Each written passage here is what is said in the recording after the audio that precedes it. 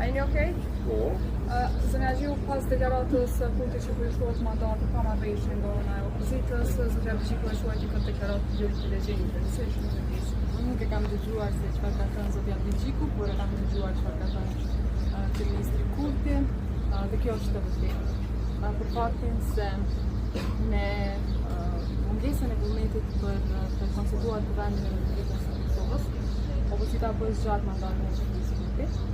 Ju e dini që ne në masë kemi finalizuar mandatin tonë dhe jemi qeverinë e ty.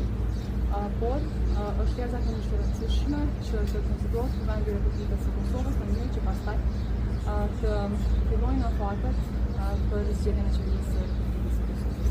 Dhe siç e dini, në dispozicion kemi 15 vjet pra për ta bërë qeverinë e Republikës së Kosovës. Në këtë drejtim, gjatë kësaj kohe, ne në vend që të kishim një përpjekje edhe nga ana e deputetëve të opozitës, madje edhe kryetarëve të partive opozitare, që ta konstituojnë kuvendin e Republikës së Kosovës, ne çfarë kemi parë, siç edhe sa ndodhi, ata vinë në kuvend dhe nuk marrin fare pjesë në votim. Nuk e di nëse keni pasur rastin që të pyesni deputetët të opozitës, shumë tjetër, pse vinë seancë. Sepse nuk ka kuptim që të vish në seancë për 29 herë. Pra 29 herë prej kur ka filluar propozimi i kryesuesit të seancës për votimin e fshehtë dhe për 29 herë ata kanë rënë dhe nuk kanë marrë fare pjesë në votim. Pra as nuk kanë votuar për, as nuk kanë votuar kundër, as nuk kanë abstenuar.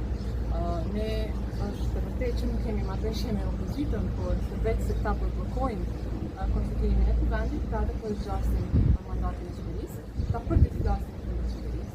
Në vazhdim të flasin se si qeveria Kurti ka qenë qeveria më e dëmshme ndonjëherë, por në anën tjetër duket që as vetë nuk beson fjalët e tyre, sepse thjesht për zgjasin mandatin e qeverisë.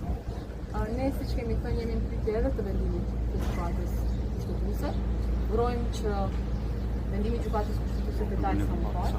Natyrisht ne do ta respektojmë vendimin e gjykatës kushtetuese, por nuk mundet që vetëm një parti politike me respektu vendimin e gjykatës kushtetuese. Dhe kur jam këtu, po i referohem pikërisht atë gjykimit të gjykatës kushtetuese të vitit 2015, ku gjykata kushtetuese ka obliguar deputetët e kuvendit që në seancën konstitutive të votojnë për, kundër apo të abstenojnë, të përdoret votimi i fshehtë